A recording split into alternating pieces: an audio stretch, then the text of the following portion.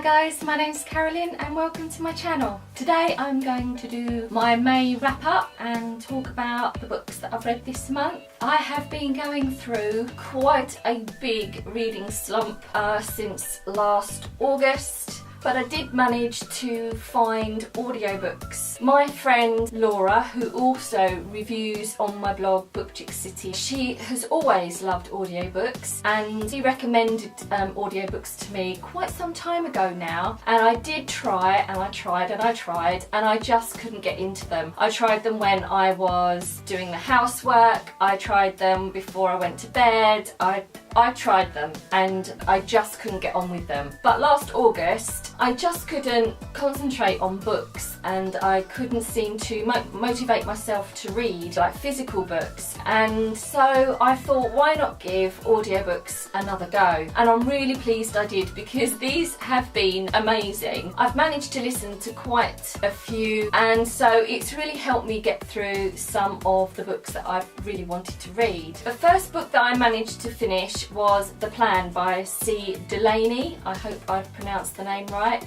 This was the first book in a zombie series, and I started it mid-April and finished it around the 11th of May. It took me quite some time to listen to this one. It was actually quite slow, hard listening. The narrator wasn't too bad, but she wasn't great. The story didn't really bring anything new to the zombie genre, which doesn't bother me with most books, because I think it's really hard to think up something like totally fresh and new where zombies are concerned. But sometimes it does happen, but it didn't happen here, and I felt that it was just a little bit dull, to be honest, and I found it really hard. So every night I would put it on, because that's the only time I listen to audiobooks, is when I'm in bed. I turn off the lights and I just lay and I just listen, and sometimes it works and I can listen to them for half an hour to an hour depending. Sometimes if they're not really holding my attention, they seem to put me to sleep, which is good, because I also suffer from insomnia,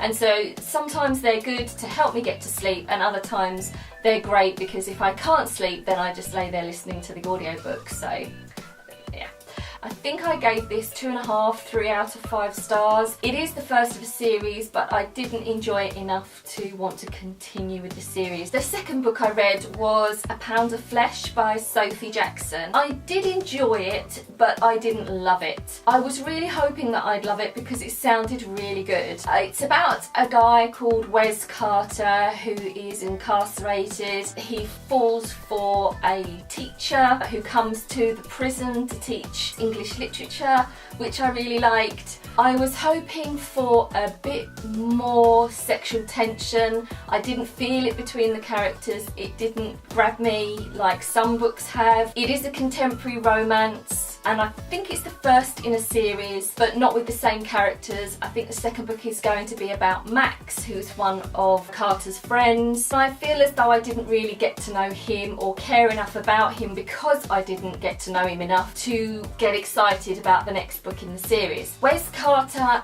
was a really great character to begin with. I love the fact that the story was mostly held within a prison, but unfortunately the author moved away from that environment quite soon in the story, and Carter left the prison. He was released on probation, and the female character, Kat, started to teach him on a one-to-one basis at the local library. It was at that point that the story sort of lost its draw for me. I really liked the fact that the romance was happening within the prison. I would have preferred that it had stayed there until quite later on in the story. I felt that he was just released too soon. It could have been really developed more within the prison, how they would have dealt with their growing feelings and sexual attraction and all that sort of stuff. But once you take Carter out and put him into real life, the only thing that they worried about was the teacher-student dynamic, which just, I don't know, it just didn't hold the same amount of interest for me. The sexual tension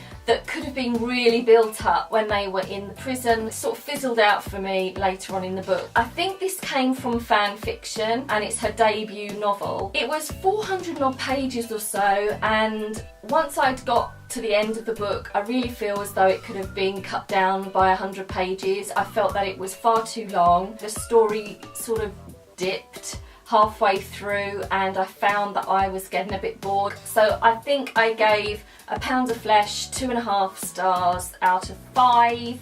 Because it was sort of mediocre really. It wasn't an awful book, but it wasn't great. It was just sort of in the middle, and that's why 2.5 stars. The next book was Silver Bastard by Joanna Wild. It's the first book in her Sweet Valley series. I think I read that it's a spin-off from her Reapers series. I can't say I really liked this one. I listened to it on audiobook. The narrators were okay, but not brilliant. I just couldn't get on with Puck, who was the hero of the story. I just didn't like him. He was rude and nasty and just not a very nice person. I've read other biker romances and I did read Reaper's Property, which is the first book in the Reapers series, and I really enjoyed that one, and I listened to that on audiobook as well. With this one, I just couldn't get on with Puck. For me, he was just too nasty to Becca. He kept calling her a f***ing bitch a lot. The way he talked to her was just, I just didn't like it. And I know that with sort of the biker community, a lot of the authors want to go for a sort of no holds barred, take no shit kind of hero, but he just wasn't likeable at all for me. Becca I did like at the beginning. I thought the narrator did really good with her. She was funny and interesting, but unfortunately as the story moved forward I found her a little bit annoying after a while and I really just lost interest. It just wasn't my cup of tea. I can't say I liked it very much, so it got 2 stars from me.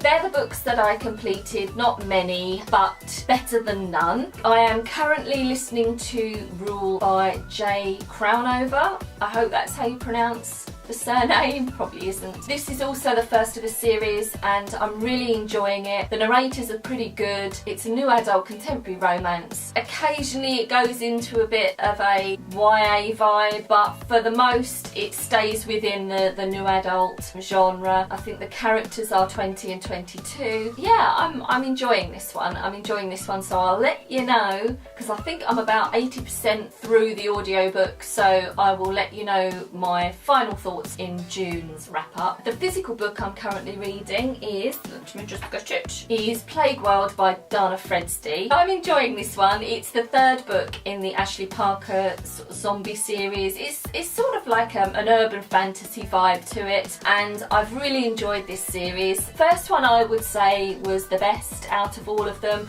I am about, I would say, coming up to halfway through this one. There are things that are niggling me, like Gabriel isn't in it yet, and I love Gabriel. He was in the first 2 books as quite a main character and Ashley's love interest. He's not in this yet, he hasn't made an appearance, and I'm not happy about it because I love Gabriel, so I'm hoping he's going to make an appearance very soon.